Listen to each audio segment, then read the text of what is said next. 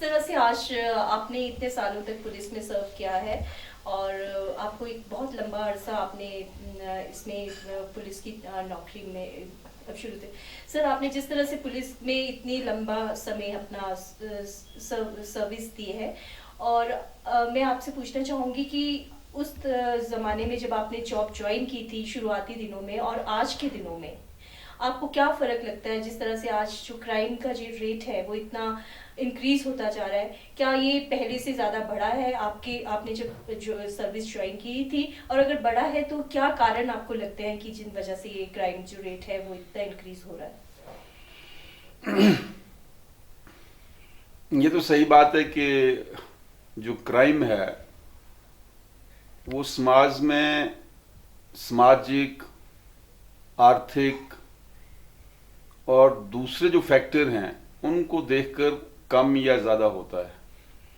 परंतु हजारों सालों तक हमारा जो हिंदुस्तानी समाज था वो एक स्टैटिक समाज था, उसमें कोई ज़्यादा मोबिलिटी नहीं थी ऊपर या नीचे की, इकोनॉमिक भी नहीं थी और सोशल भी नहीं थी। आज से 40 साल पहले भी ये बहुत कम था। जो पढ़े लिखे लोग थे वो बहुत कम थे, जो इकोनॉमिक प्रोस्पेरिटी थी वो कम थी, शहरों से और गांव में जाना और गांव से शहरों में आना ये बहुत कम था, ट्रांसपोर्टेशन कम था, कम्युनिकेशन के साधन नहीं थे। तो उस वजह से जो भी इस तरह के समाज होते हैं जहां कृषि प्रधान आप कह लें, वहां जो क्राइम है या जो क्या कहेंगे ये स्टेबल रहता है और ये स्टेबल फिर 100 साल तक एक जैसा ही रहता है। परंतु जिस समय में ये 40 साल गुजरे हैं, मैं कहता हूं, मैं समझता हूं कि बहुत ज्यादा एक परिवर्तन आया है समाज में। और जो ठहराव समाज में था 1970 तक, वो ठहराव नहीं रहा है। इतनी चेंजेस और इतने फास्ट कम समय में पिछले 50 साल में या शायद 50 साल में जो बदलाव आए हैं समाज में, वो बहुत एक किस्म से द्रुत गति से एक परिवर्तन हुआ है हर स्फेयर में। आप कोई भी ले लें, चाहे आप परिवार लें, चाहे इंडिविजुअल को लें, चाहे गांव को लें, चाहे पूरी सोसाइटी को लें, तो क्राइम उन समाज में ज्यादा होता है जहां ये चीजें ज्यादा होती है। जहां आप फॉर एग्जांपल मैं आपको हिमाचल का उदाहरण देना चाहता हूं। अब जैसे पांगी है या काजा है, जहां की सारे लोग सभी के जानने वाले हैं, बहुत कम लोग बाहर से आते हैं और सामाजिक और इकोनॉमिक इतनी उथल पुथल नहीं है, तो वहां जो क्राइम है वो भी कम होगा। अब शिमला है, अब आप पांगी से शिमला को कंपेयर करें या कोई और अर्बन एरिया ले लें, मंडी ले लें, तो यहाँ सड़क की दुर्घटनाएं हैं, छेड़छाड़ की घटनाएं हैं या दूसरी चीजें हैं, वो नेचुरली बहुत ज्यादा होंगी एज कंपेयर टू जो एग्रीकल्चर सोसाइटीज हैं या जहां इस तरह का एनोनिमिटी नहीं है, लोग जानते नहीं। अब शिमला की जितनी आबादी होगी उतने लोग तो बाहर से आ जाते हैं, सो उन लोगों को कोई नहीं जानता, कोई होटलों में ठहर रहा है, कोई दूसरी जगह ठहर रहा है। तो इसलिए जो पिछले 40-50 साल में समाज में बदलाव आया है हर स्फेयर में, उसकी वजह से क्राइम बढ़ा भी है। और क्राइम की जो अलग अलग क्षेत्र हैं, नए नए क्राइम आ गए हैं। अब साइबर क्राइम आज से 50 साल पहले आप सोच भी नहीं सकते थे कि साइबर क्राइम भी कोई होगा। तो इस तरह नए क्राइम आ गए हैं और जो पुराने क्राइम थे वो अब खत्म भी हो गए हैं। जैसे सेंध मारना या वो चोरी करना, छोटी मोटी वो चीजें खत्म हो गई हैं। अब नए नए क्राइम समाज में आ गए। सो टेक्नोलॉजी जो है वो आप सोचते हैं कि एक तरह से उसने भी इन चीज़ों को बढ़ावा भी दिया, जहां एक तरफ उन्होंने जो टेक्नोलॉजी है उसका यूज़ भी है पर एक तरह से उसका लोग मिसयूज़ भी कर रहे हैं। तो किस तरह से हम इन चीज़ों की रोकथाम कर सकते हैं और किस तरह से जो इवन जो साइबर क्राइम जो है उसके लिए हम क्या युवाओं को संदेश दें ताकि वो मिसयूज़ ना करें इस टेक्नोलॉजी का, सोशल मीडिया का? मैं समझता हूँ हमारे समाज में जब हम काफी युवा एसपी थे, शुरू में हमने पुलिस ज्वाइन की, उसमें एक नया कानून बना था नकल रोकने का। और मैं आपको एक उदाहरण देना चाहता हूं कि मैं धर्मशाला में था और नया नया एक कानून बना था, शायद 92 या 93 की बात होगी। तो हमने भी सोचा कि स्कूलों में जाके नकल रोकते हैं। तो एक स्कूल में गए थे, मैं और डीसी। तो स्कूल में बैठे जब हमने देखा, जहां इम्तिहान हो रहा था, सभी लोग नकल करा रहे थे। कम से कम 2 क्विंटल के करीब, 2 बोरियां हमें वहां से किताबों की, नई किताबें जो कभी पढ़ी भी नहीं थी, वो किताबें। सुप्रिटेंडेंट भी उसमें शामिल था, जो लोग इन्विजिलेटर थे वो भी शामिल थे, जो पेरेंट्स थे, जो उनके साथी थे बाहर, वो भी शामिल थे। तो उस समय की बात है, मैं सोच रहा था कि जो समाज इतने गलत रास्ते पे चल पड़ा है, जो नकल मार के ही पास होंगे, उसमें फिर मोरालिटी की क्या बात रहती। तो ये इस वक्त वो लोग सारे 40s 50s में आ गए हैं, 40s में होंगे, 50s में होंगे, 30s में होंगे। तो ये एक हमारा पूरा एक क्या कहेंगे 20-30 साल से समाज की जो गिरावट है, वो बाकी भी जो मॉरल और दूसरे नैतिक मूल्य हैं उनकी गिरावट के साथ है। तो इसको खत्म करना या संदेश देना, जो लोग पले पड़े झूठ और पर्चियां लेके पास हुए हैं, फिर वो नौकरियों में लग गए हैं, अब आप उनसे एक्सपेक्ट कर रहे हैं कि वो कुछ आपको दिशा निर्देश देंगे।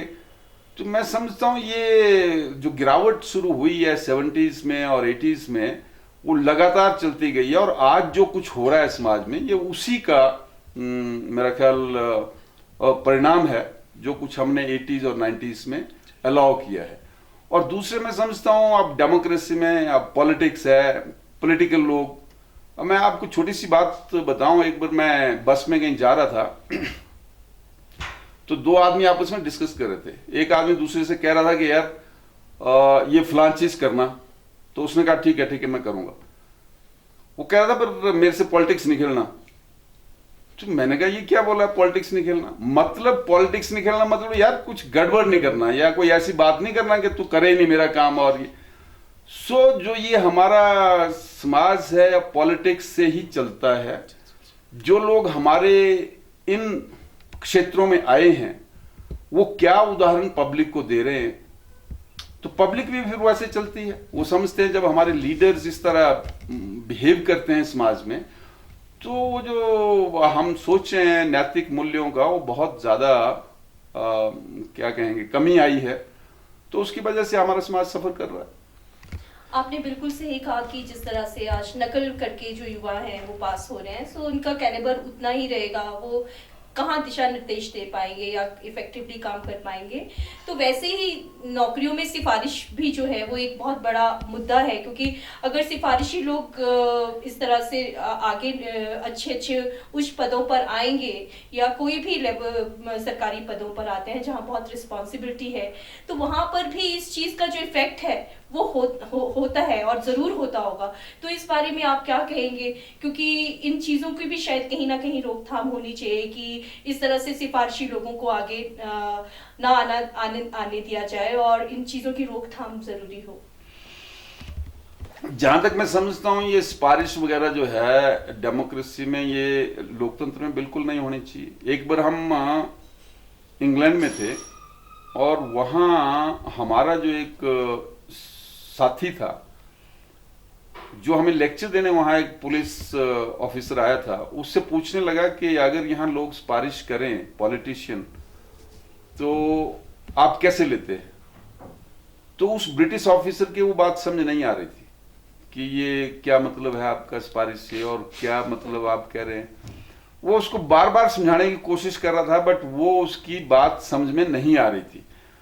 तो बाद में उसने उसको एक प्रैक्टिकल एग्जांपल दिया कि किसी का मर्डर होता है और उसका जो कोई रिश्तेदार है पॉलिटिक्स में, अगर वो आपको फोन कर देता है, तो वो बड़ा हैरान हो गया कि वो कैसे फोन करेगा मेरे को। अगर ऐसा कोई आदमी फोन करता है तो मैं इमीडिएटली प्रेस कॉन्फ्रेंस करूंगा और बताऊंगा कि फलां आदमी ऐसी बात कर रहा है, और उस मंत्री को या जिस आदमी ने भी, जो भी वो ओहदा होगा प्रभावशाली इन्फ्लुएंस वाला, उसको उसी टाइम वहां से रिजाइन करना पड़ेगा। हमारे यहाँ इस समाज में तो ये इलेक्शन से पहले ही हो जाता है कि भाई मैं आपका काम करूंगा, मैं आपकी बदली करूंगा, आपको नौकरी दूंगा आपको, फलां करूंगा।